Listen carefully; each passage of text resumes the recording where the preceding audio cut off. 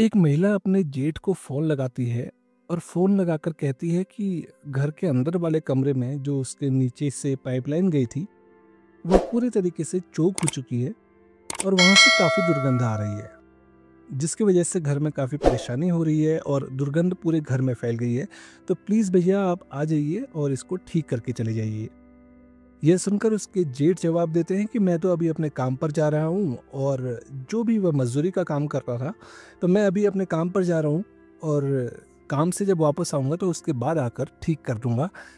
इसके बाद भी महिला बार-बार अपनी जिद कर रही थी और बोल रही थी कि भैया आप पहले आकर यहाँ का काम कर दीजिए और उसके बाद फिर आप दूसरे काम की तरफ चले जाना। इसके बाद उसका जेठ अपने शहर के लेबर चौक पर पहुंचता है, जहां से अक्सर लोग मजदूर को उठाकर अपने कामों के लिए लेकर जाते हैं। किसी को टाइल्स लगवानी होती है, किसी को बाकी कोई मजदूरी वाला काम करवाना होता है, तो वो उसका जेठ वहां उस लेबर चौक पर जाकर खड़ा हो जाता है। काफ़ी देर वहां खड़े रहने के बाद भी जब उसे कोई लेने नहीं आता, उसके जेठ को कोई काम नहीं मिलता, तो काम के लिए थक हार कर वो वापस अपने भाई की पत्नी के घर जाता है और उसके उसे पूछने के लिए कि क्या काम है, कहाँ घर में दुर्गंध आ रही है और कमरे में क्या दिक्कत है। इसके बाद जाकर वो अपने भाई की पत्नी से मिलता है, काफ़ी देर उससे बात करता है कि क्या दिक्कत है और उससे वह जगह दिखाने को बोलता है, वह कमरा दिखाने को बोलता है जहाँ से दुर्गंध फैल रही थी। आखिरकार उसके भाई की पत्नी उसे कमरे में ले जाती है और दिखाती है कि इस कमरे में यहाँ से दुर्गंध आ रही है, अब जैसे भी हो इसे आप ठीक कर दीजिए। इसके बाद व्यक्ति बोलता है कि सब कुछ तो ठीक है, पाइपलाइन भी पूरी तरीके से ठीक है, कहीं भी कोई दिक्कत नहीं है। बस एक थोड़े से एरिया में 2-3 टाइल्स अभी नहीं लगी हैं, तो वो लगनी बाकी हैं। उनके लिए वो बोलता है कि बचे टाइल्स लगने अभी बाकी हैं, तो बाकी सब कुछ ठीक है, कोई पाइपलाइन चोक नहीं है। इसके बाद वह महिला 1000 रुपये निकालती है और बोलती है कि आपके भाई ये 1000 रुपये मुझे देकर गए हैं और जैसे भी करना है, जो भी करना है आप इसे ठीक कर दीजिए। जो भी सामान लाना है वह सामान ले आइए और इसे आप ठीक कर दीजिए। इसके बाद वह व्यक्ति बाजार जाता है और 2 बाई 2 की कुछ टाइल्स लेकर आता है, जितनी टाइल्स की वहाँ पे ज़रूरत थी। और किसी और व्यक्ति की ज़रूरत इस काम में नहीं पड़ती, क्योंकि बहुत ज़्यादा बड़ा काम नहीं था और इसलिए वह अकेला उस काम को करने लगता है। थोड़ा सीमेंट और टाइल्स बाजार से लाकर वह सामान लेकर आता है और 1.5-2 घंटे का समय लगता है और उससे टाइल्स को वहाँ फिट करके वह चला जाता है। लेकिन वह नहीं जानता था कि जहाँ पर उसने वह 2-3 टाइल्स लगाई हैं, उसी के नीचे एक लाश 3 टुकड़ों में दफनाई गई है। और जब कुछ समय बाद वह लाश बाहर आती है तो खुलता है एक बहुत बड़े कत्ल से राज, जिसको सुनकर आप भी चौंक जाएंगे और आपके भी रोंगटे खड़े हो जाएंगे। नमस्कार, आज की जो सच्ची घटना मैं आपको सुनाने जा रहा हूँ, यह सच्ची घटना है उत्तर प्रदेश का एक जिला लगता है जौनपुर, और इस जौनपुर जिले में एक थाना पड़ता है बक्सा, और इसी थाने का एक गांव है अभय चंद्रपट्टी। इस गांव में रहने वाला एक व्यक्ति जिसका नाम होता है अखिलेश चौहान, वो मुंबई का एक इलाका जिसका नाम है नाला सुपारा, इस इलाके के पास इससे करीब 50 किलोमीटर दूर एक इलाके में रहता है। इस जगह का नाम होता है बिलालपाड़ा। पता चलता है कि अखिलेश को कुछ पैसों की ज़रूरत थी। ये पैसों की ज़रूरत इसलिए पड़ती है क्योंकि उसने वहाँ एक 1 BHK का फ्लैट लिया हुआ था, जिसकी पेमेंट अभी होनी बाकी थी और उसकी पेमेंट का समय नज़दीक आता जा रहा था, जिसकी वजह से वो थोड़ा परेशान था। इसी के चलते वह अपने छोटे भाई विजय को फ़ोन करता है, लेकिन बार बार फ़ोन नंबर बंद आ रहा है। असल में विजय ने ही अखिलेश को भरोसा दिलाया था कि जब तुम भी जब भी तुम एक 1 BHK फ्लैट लोगे तो कुछ पैसों की लगभग 10-11 लाख रुपए की मदद मैं कर दूंगा, मेरे पास इतनी रकम की व्यवस्था बनी हुई है। लेकिन अभी कॉल करने पर बार बार विजय का फ़ोन बंद आता है। आखिरकार परेशान होकर अखिलेश चौहान विजय की पत्नी यानी अपनी भाभी चमन उर्फ गुड़िया देवी को फ़ोन करता है और उन्हें बोलता है कि भाभी मैं बार बार भैया को फ़ोन लगा रहा हूँ, उनसे कुछ बात करना चाह रहा हूँ, लेकिन उनका नंबर बंद आ रहा है, तो पता नहीं वो कहाँ हैं, तो एक बार मेरी भैया से बात करवा दीजिए। तो भाभी जवाब देती है कि तुम्हारे भैया अभी गोरेगांव गए हुए हैं किसी काम से, और जब भी जैसे ही वह गोरेगांव से वापस आते हैं मैं तुमसे उनकी बात करवा दूंगी। उसके बाद भी जब भाभी का और भैया का फ़ोन नहीं आता है तो फिर से अखिलेश अगले दिन अपनी भाभी को फ़ोन करता है और फिर यही बात बोलता है कि कल आपने फ़ोन नहीं किया तो एक बार भैया से मेरी बात करा दो। तो उसकी भाभी फिर जवाब देती है कि कल रात वो थोड़ी देर से घर आए थे और आज सुबह जल्दी मुंबई के ही एक इलाका है कुर्ला गाँव, तो कुर्ला गाँव वो काम से गए हुए हैं, तो जैसे ही वो कुर्ला गाँव से वापस आएंगे तो मैं उनसे तुम्हारी बात करवा दूंगी। अखिलेश इंतज़ार करता है और इंतज़ार की घड़ी में यूं ही 10 दिन बीत जाते हैं। इस बार जब अखिलेश अपनी भाभी गुड़िया देवी उर्फ चमन के नंबर पर फ़ोन करता है तो उसकी भाभी का नंबर भी बंद आने लगता है। अब अखिलेश परेशान हो जाता है। दरअसल अखिलेश और विजय ये लोग कुल 4 भाई थे और ये रहने वाले तो जौनपुर के अभयचंद पट्टी गांव से थे, लेकिन ये लोग मुंबई के इस इलाके में जाकर मजदूरी करके अपना पेट पालते थे और अपना घर चलाते थे। इसके बाद जब अखिलेश को अपने भाई विजय और भाभी गुड़िया का पता नहीं चलता है तो वो उन्हें ढूंढने के लिए जद्दोजहद करने लगता है। आसपास के इलाकों में उसने खोजबीन की और खोजबीन करने के बाद अखिलेश अपने बड़े भाई अजय को फ़ोन करता है, अजय चौहान को, और उन्हें बोलता है कि भैया विजय भैया का कुछ पता नहीं चल रहा है। काफ़ी दिनों से मैं उन्हें फ़ोन कर रहा हूँ, वो फ़ोन नहीं उठा रहे हैं। 1-2 दिन भाभी ने फ़ोन उठाया लेकिन अब भाभी भी फ़ोन नहीं उठा रही है। तो हमें देखना चाहिए कि वो कहाँ हैं, किन हालातों में हैं। आखिरकार वे लोग पहुंच जाते हैं गड़कापारा, जो कि एक पुलिस स्टेशन पड़ता है नाला सुपारा, इसी इलाके में आता है। अजय और अखिलेश ये दोनों भाई जब विजय के घर पर पहुंचते हैं खोजबीन करने के लिए तो देखते हैं कि वहां पर ताला लगा हुआ है और आस पड़ोस और बाकी पड़ोसियों से पता करने पर उन्हें पता चलता है कि ये लोग 19 जुलाई 2025 से गायब हैं और इनका कोई भी अता पता नहीं है। इसके बाद अखिलेश और अजय चौहान सोचने लगते हैं कि उनके भैया भाभी कहाँ हो सकते हैं और इस पर जब दिमाग लगाते हैं तो उन्हें विजय के घर के सामने एक दुकान दिखती है और वे लोग उस दुकानदार के पास जाते हैं और पूछताछ करने लगते हैं कि भाई साहब क्या आपने हमारे भैया और भाभी को देखा है। अपने फ़ोन पर उसकी फ़ोटो दिखाते हैं दोनों की। इस पर दुकानदार बोलता है कि तुम्हारे भैया को तो मैंने काफ़ी दिनों से नहीं देखा, लेकिन तुम्हारी भाभी को मैंने कल ही यहाँ पर देखा था। काफ़ी दिन पहले तुम्हारे भैया मेरे पास आए थे और अपने एटीएम कार्ड का पिन बदलवाने के लिए बोल रहे थे।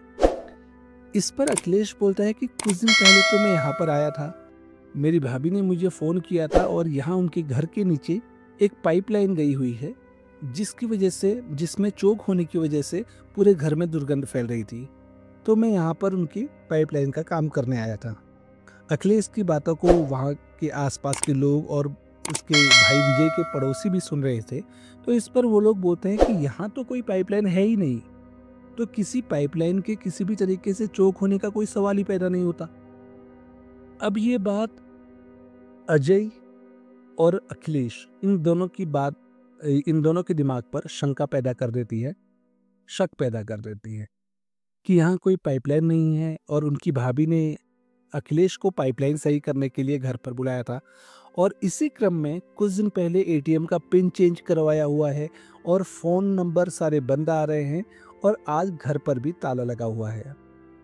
जब उन दोनों को शक होता है तो वे लोग उस घर का ताला तोड़ते हैं और पूरे घर की तलाशी लेते हैं। खासकर उस कमरे में पहले जाते हैं जहां उस दिन अखिलेश ने टाइल्स लगाई थी। सब कुछ तलाशने के बाद भी उस घर से कोई भी ऐसी सस्पिशियस चीज़ या संदेह वाली चीज़ उन्हें नहीं मिलती है, तो वे लोग सोचते हैं कि जो उस दिन 2-3 टाइल्स अखिलेश ने लगाई थी तो उन टाइल्स को हटाकर देखा जाए, शायद वहाँ कुछ मिल जाए।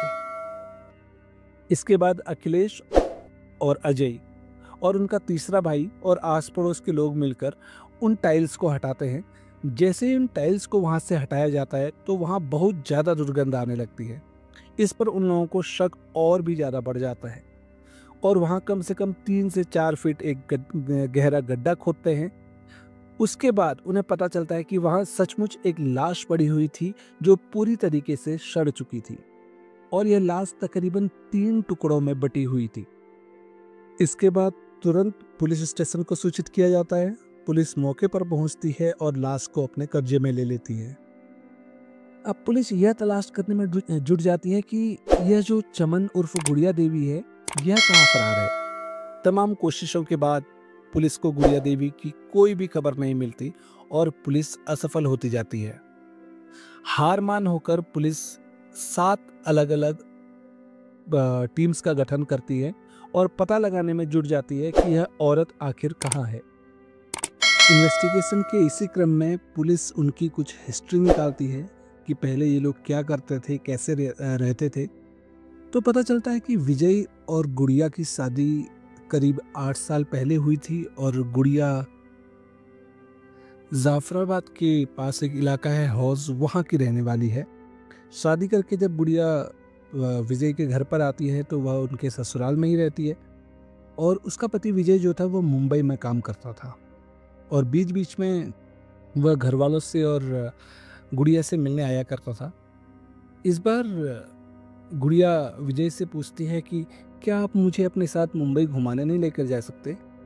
तो इस पर विजय बोलता है कि मुझे कोई दिक्कत नहीं है, अगली बार जब मैं आऊँगा तो पूरी व्यवस्था और इंतजाम के साथ आऊँगा और तुम्हें अपने साथ लेकर जाऊँगा। और सचमुच अगली बार जब विजय घर पर उससे मिलने आता है तो उसे अपने साथ लेकर जाता है, क्योंकि इस बार विजय वहाँ रहने का पूरा इंतजाम और सब कुछ व्यवस्था करके आया था। इससे पहले विजय और अखिलेश और वो चारों भाई अजय सब लोग एक साथ रहते थे मुंबई में। लेकिन जब विजय इस बार अपनी पत्नी को लेकर आता है तो वह आपस में ही सलाह मशवरा करके ये निर्णय लेते हैं कि अब वह अपनी पत्नी के साथ यानी विजय गुड़िया के साथ अलग रहेगा और बाकी भाई अखिलेश, अजय और ये सब भाई अलग अलग रहेंगे। तो विजय अपनी पत्नी के साथ रहता था और बाकी भाई अलग अलग रहने लगे थे। अब विजय और गुड़िया का एक बेटा हो जाता है जिसकी उम्र वर्तमान में तकरीबन 6 साल है। पुलिस की तरफ से गुड़िया को ढूंढने के लिए तफ्तीश जारी थी और इसी बीच अचानक गुड़िया का व्हाट्सएप ऑन हो जाता है। जैसे ही पुलिस को पता चलता है कि उसका व्हाट्सएप ऑन हो गया है तो पुलिस सर्विलांस के थ्रू उसकी लोकेशन का पता लगाती है और गुड़िया को उर्फ चमन को पुणे से गिरफ्तार कर लिया जाता है। यह घटना है 22 जुलाई 2025 की और गिरफ्तारी के बाद पुलिस जब गुड़िया से पूछताछ करती है तो पूछताछ में जब उस सामने आता है जो कुछ गुड़िया बताती है वो सुनकर पुलिस के भी रोंगटे खड़े हो जाते हैं। पुलिस को पता चलता है कि इस केस में एक तीसरा लड़का है जिसका नाम मोनू है, जो कि गुड़िया से करीब 8 साल छोटा है उम्र में और यह बीएससी आईटी का 3rd ईयर का स्टूडेंट है। मोनू की हिस्ट्री का पता करने पर पता चलता है कि वह काफ़ी होनहार छात्र है और पढ़ाई में भी काफ़ी अच्छा है और पुलिस को पता चलता है कि गुड़िया का इस 8 साल छोटे मोनू नाम के लड़के से प्रेम प्रसंग चल रहा था और गुड़िया बताती है कि इसी इश्कबाजी के चक्कर में उसने अपने पति विजय का कत्ल कर दिया था। अब इस कत्ल की प्लानिंग कैसे हुई थी, किसने कत्ल किया, किसने लाश के 3 टुकड़े किए, पहले गड्ढा किया गया या बाद में गड्ढा किया गया, जो भी इस घटना का पूरा क्रम है, पुलिस इन सारे सवालों के जवाब ढूंढ रही है और कानून के दायरे में रहकर पुलिस ने गुड़िया को कोर्ट में पेश किया था और कोर्ट से इनको 23 जुलाई 2025 को 5 दिन की पुलिस रिमांड पर भेजा गया है। यानी गुड़िया को 5 दिन की पुलिस रिमांड में भेजा गया है। तो अगले 5 दिनों में पुलिस ये जानने की कोशिश करेगी कि यह कत्ल किस कारण से हुआ, इसका मूल कारण क्या है और क्या इसकी प्लानिंग थी और इसका असल हत्यारा कौन है, कौन कौन इस कत्ल में शामिल हैं। फिलहाल इनका जो 7 साल का बच्चा था उसे भी गुड़िया उर्फ चमन अपने साथ लेकर गई थी, लेकिन वह अभी सुरक्षित है। उसे सुरक्षित पुलिस ने बरामद किया था और उसे उसके परिजनों को सुपुर्द कर दिया गया है।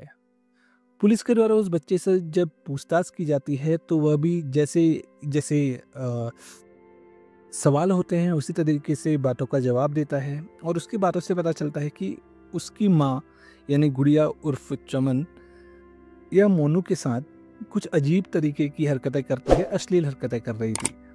लेकिन उस बच्चे को कुछ भी पता नहीं था कि उसका पिता विजय आखिरकार कहाँ है, उसका कत्ल हो चुका है और क्या हुआ है। फिलहाल अभी पुलिस ने इन सारे पहलुओं से जुड़े सवालों का जवाब ढूंढने के लिए अपनी टीम्स गठित की हैं और पुलिस इन सारे पहलुओं से जुड़े हुए सवालों के जवाब ढूंढ रही है। और सारे सवालों का जवाब जैसे जैसे पुलिस को मिलता जाएगा, हम उसका एक अलग वीडियो अगले भाग में आपके लिए लेकर आएंगे। तब तक के लिए सुरक्षित रहिए, सजग रहिए। जय हिंद, जय भारत।